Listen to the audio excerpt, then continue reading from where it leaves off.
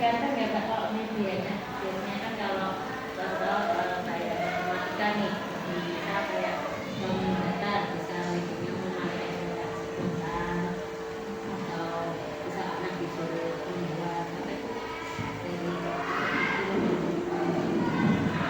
jadi kita nggak dari materi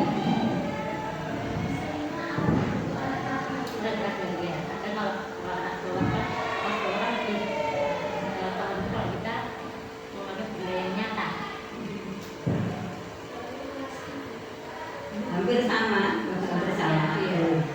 Kelas 2, 3 itu hampir sama materinya. Jadi pakai benda konkret, misalnya ya pakai misalnya apa itu misalnya matematika ya Mbak, matematika misalnya bangun datar. Nah, sekeliling kita itu yang membentuk bangun datar apa, disuruh anak-anak itu suruh melihat-lihat, terus apa itu benda-benda yang ada di sekeliling kita itu apa yang termasuk bangun datar, misalnya matematika begitu.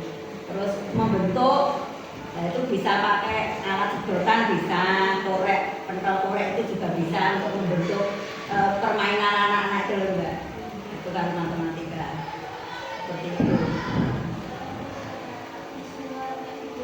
Iya, itu biasanya iya sebenarnya untuk alat media pembelajaran itu semua rata-rata kelas 1 sampai kelas 5 itu menggunakan media pembelajaran LCD. Ya, jadi kita tetap ada lah untuk pembelajaran seperti itu. Tetapi untuk mendukung biar dalam pembelajaran lewat LCD itu lebih jelas, kita pakai alat peraga biar anak juga aktif. Jadi tidak hanya fokus hanya materi melihat video, tapi kalau tidak ada prakteknya anak-anak juga sama seperti kan praktek. Tapi kalau dipraktekkan dia akan otomatis mengikuti alurnya, kemudian dia mempraktikkan tahu cara-caranya, kemudian dia juga bisa menjelaskan. Itu kan kuncinya di situ.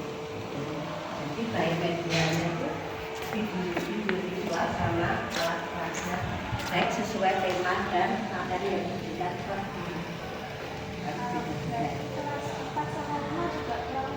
sama. Cuma mungkin cara penyampaiannya berbeda. Kan setiap guru kan tipikalnya berbeda dalam penyampaian.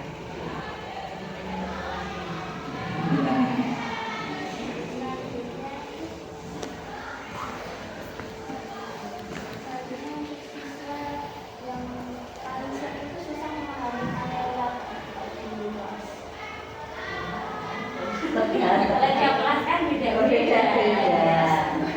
Kalau Mas juga sih biasanya ada beberapa anak ya Mbak. Bisa ada yang masih biasanya ada yang belum menerima belajar. Dan juga bisa aku lebih suka matematika. Ada yang kelasnya berbeda-beda. Kelas 1 juga ada yang kurang.